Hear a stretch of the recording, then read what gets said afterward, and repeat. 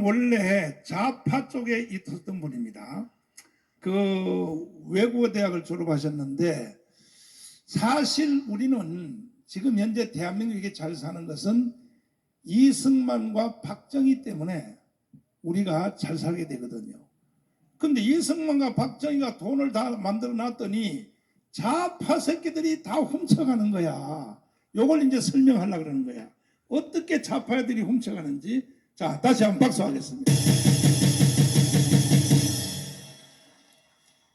여러분, 일단 우리가 이제 쟤들은 자주파라고 부르고 우리는 주사파라고 부르는 저 사람들, 반역가죠. 반역하는 인간들인데, 반역하기 위해서 쟤들이 평소에 하는 건 도둑질입니다. 도둑질이에요. 저는 그걸 최근까지 지켜봤고요. 그래서 쟤들이 어떻게 도둑질을 하는지를 압니다. 그거를 제가 지금 설명을 드릴 거예요. 그리고 제가 이 얘기를 하기 전에 서두에 말씀드릴 건 요번에 반드시 원내에 진입합니다. 와, 이미 여론조사에서 3.4가 나왔어요. 자, 이거는 걱정들 하지 마시고 사표된다 이런 생각하지 마세요. 요번엔 그냥 찍으면 국회의원이 되는 겁니다. 뭐 2.9 얼마 돼서 이런 거 없습니다, 여러분. 무조건 찍으세요.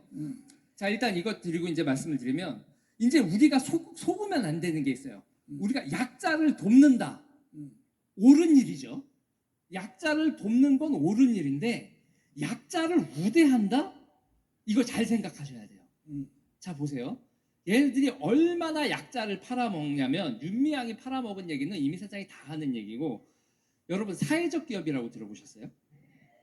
자, 그거 보수들도 같이 해준 겁니다. 법 같이 만들어줬어요. 유승민 같은 사람들이 같이 쟤네들이 하자는 법 만들어준 건데, 직원이 100명이 있으면 그 중에 30명을 사회적 약자를 뽑으면, 30%를 사회적 약자를 뽑으면, 그럼 어떻게 되느냐?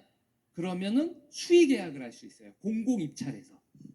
나라 입찰에서 5천, 그것도 문제인 때 원래 2천만 원까지였거든요. 근데 그걸 5천만 원짜리로 늘려줘요. 자, 그러면요, 여러분 보세요.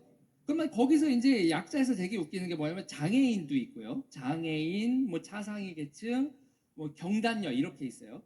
자, 여기서 우리가 그 공공기관에 납품하는 기업 하나 만든다고 했을 때요, 우리가 지금 경단녀 30% 이렇게 만들어 올 수 있나요?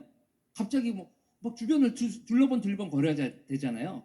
쟤네들은 장애인, 경단녀, 여성단체연합 이런 식으로 해서 이미 다 조직화가 돼 있는 상태에서, 그리고 자기네들이 자리를 차지하잖아요. 정권을 차지하고 지방자치를 먹은 다음에 딱 요게 먹었네? 그러면 단체를 만들어서 나라 돈을 쏙쏙 빼먹는 거예요. 자, 보세요. 그러면 약자라고 해서 그렇게 봐주면 어떤 일이 벌어지냐? 정직하고 성실하게 일하고 물건 만든 사람들이 자기네들이 공공 입찰해서 밀렸는데 왜 밀렸는지 설명도 안 해줘요. 그냥 수의 계약을 해버린단 말이에요. 그러면 다 어떻게 돼요? 야, 약자 구해와 이렇게 되는 거예요. 이게 어이가 없는 거죠. 그러니까 이런 식으로 얘네들이 하면서 뭐냐면, 여러분 원자력으로 전기 만들면 70원이 안 넘어요. 아무리 비싸도. 그런데 태양광으로 전기를 만들잖아요. 140원이거든요. 그냥 사주는 거예요. 왜? 그러면서 뭐냐면 오르니까 사준대요. 이게 옳은 에너지다라는 거예요. 그러니까 우리가 조심해야 될 건 뭐냐면, 쟤네들이 약자라고 하는 거, 그리고 옳다라고 하는 거 있잖아요. 그리고 쟤네들이 여기서 이제 자유통일당이 절대로 저항하고 있는 게 뭐 있어요? 차별금지도 말은 좋잖아요. 그런데 차별금지를 누구를 차별하면 안 되느냐의 이 디테일로 들어가면 그럼 이제 완전히 아사리판이 나는 거예요. 아사리판이 나는 거예요. 자, 그리고 이제 제가 또 하나만 설명드릴게요. 제가 그 전장현 있잖아요. 전장현 보고 기겁을 했는데 장애인들이, 여러분, 장애인들 한 명이 시설에 있다가, 쟤네들 탈시설이라고 하는데, 밖으로 이렇게 우리가 보통 사는 이런 주택에 나와서 그 한 사람을 케어하는데 1년에 인건비만 2억이 들어요. 이야, 인건비만 2억이 되는데, 저기서 얼마를 떼먹냐면 25%, 5천만 원을 수수료로 떼먹습니다. 나도 장애인으로 등록해야 돼. 나 진짜 장애인이니까 등록해야 그러니까 되겠어 빨리. 저놈들은요, 그래놓고 제대로 케어도 못해서 사람들이 욕창에 걸려서 죽는 일까지 벌어져요. 폐혈증으로. 그렇게 방치하고도 다 쉬쉬하게 만듭니다. 그러면 얘네들이 이거로 이 장애인들 케어를 사실상 왜들이 어떻게 먹어가는지 봤더니 옛날에 여러분 도가니라는 영화 기억나세요? 그래서 무슨 이렇게 시설에서 인권 침해가 있고 막 성추행이 있고 이런 적이 있었잖아요. 그러니까는 뭐를 만드냐면 장애인 권익옹호기관이라는 걸 만들어요. 그래서 자기네들이 시설 같은 데서 인권 침해 있는지 막 보겠다는 거예요. 그래 놓고서는 뭐를 하냐면 또 나라에서는 걔네들이 그걸 조사할 수 있는 권리를 줘요. 그러니까 경찰이나 검사가 아니라 장애인 시설에 문제가 생기면 먼저 걔네들이 들어가서 조사를 하는 거예요. 검사하고 경찰보다 걔네들이 장애인 사회에선 진짜 사법권을 가지고 있는 거죠. 이야. 그런데 그거를 그 사법권을 가지고 있는 그 단체들이 뭐라고요, 여러분? 주사파 단체예요. 걔네들이 왜 그렇게 됐냐? 인권운동가라고 얘기해요. 자기들은 약자 돕는다, 선한 일 한다 그래 놓고선 주사파들이 그렇게 자기네들 주사파가 인권운동가가 돼서 그렇게 장애인 시설에 대한 사법권을 장악을 하더니 그 업계를 싹 다 자기 거로 만들어서 1년에 수조를 처먹더라. 자, 근데 여러분, 기가 막혀. 장애인에서만 그랬죠. 근데 그 다음에 보면 사법권을 가지면 그러면 장애인 시설에 계신 우파분들은 그 사람들이 조사하겠습니다 나오면 어떻게 돼요? 오금이 저려요. 주사파 앞에서 꼼짝을 못하는 겁니다. 먼지 털듯이 턴단 말이에요. 그러면 뭐라도 나오면 그냥 주사파 앞에서 엎드려서 아이고 제발 좀 봐주세요. 그러고 이권을 그렇게 다 장악하는 거예요. 사법권이라는 게 그렇게 무섭습니다. 그런데 문제는 여러분 생각해 보세요. 검수완박이라고 하죠. 여기서 그거 잘 봐야 돼요. 경찰한테 수사권을 넘긴 다음에 그 다음에 또 뭐까지 얘기해요? 자치경찰이라고 얘기하죠. 자치경찰이라고 하는데 그러면 보면 경찰위원회라는 게 있어요. 그러면 그 경찰위원회가 뭐처럼 구냐면 회사의 이사처럼 굴어요. 경찰위원회가 예산과 인사를 결정을 해요. 자. 그러면 경찰청장은 경찰위원회에 꼼짝을 못하겠죠. 그런데 제가 목사님하고 이제 대화를 하다 깜짝 놀란 거, 우리는 그런 거 장악하려고, 우리 자유마을 조직이 있어도 그런 걸 장악하려고 우리는 준비를 하고 있지 않아요. 근데 저놈들은 그런 거를 어떻게든 장악하려고 조직화가 돼 있어요. 맞아. 자, 그러면 여러분 경찰위원회를 쟤들이 장악을 하면 그럼 경찰은 누구 거예요? 쟤들 거죠. 빨갱이가 될 거지. 자, 그리고 거기서 뭐냐면 또 하나가 보면 경찰인권위원회라는 걸 따로 만들어요. 그 경찰인권위원회는 뭐냐면 여러분 징계권을 가지고 있어요. 그러면 경찰이 인사, 예산은 경찰위원회, 경찰인권위원회에는 징계권이 있으면 꼼짝을 할 수 있어요? 그리고 여러분 그렇게 사법권이 쟤들한테 넘어갔어요. 넘어갔는데 중대재해법, 그리고 각종 환경규제, 차별금지법 가가지고 목사님이 사장님이에요. 사장님인데 가가지고 중대재해법 어기셨습니다. 주사파한테 꼼짝 없어지는 거예요. 차별금지법에서 동성애에 대해서 차별 발언을 하셨습니다. 그러면 회사 사장이 꼼짝없이 그 회사를 문을 닫아야 돼요. 그럼 그 회사가 하던 일 이권 누구한테 넘어갈까요? 주사파한테 넘어가는 거예요.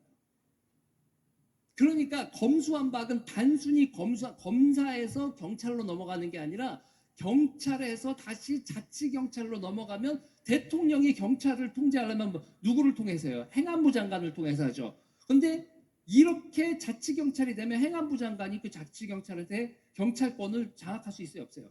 없죠. 여러분, 경찰권 뺏기고 이권 뺏기면 그게 그 나라가 누구의 나라예요? 문제는 선거에서 이겨도 이게 바뀌지가 않아요. 왜냐하면 의회 권력을 가지고 있다고 위원회 권력을 이길 수가 없는 거예요. 이 위원회를 여러분 평의회라고도 부르는 이거를 뭐라고 부릅니까? 외국말로, 러시아 말로 그걸 소비에트라고 부르는 거예요. 그래서 뭐라고 하죠? 권력을 소비에트로. 그게 지금 대한민국에서 거의 다 이루어졌어요. 자, 보세요. 쟤네들이 혁명을 한다라고 했을 때 그때는 폭동 이런 걸 일으키죠. 그런데 그렇게 해서는 진압을 당하잖아요. 그러니까 폭동 같은 방법, 그걸 뭐라고 하냐면 기동전이라고 해요.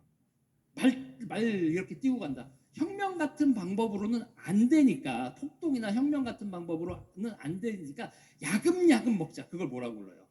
그거를 진지전이라고 부르죠. 그 이탈리아의 공산주의 이런 거 악랄한 놈인데, 그놈 그람시라는 놈이 개발한 방법인데, 그 방법을 그대로 우리는 사법권을 군데 다 주고 나라의 이권까지 쟤네들한테 다 털렸어요 지금. 이미.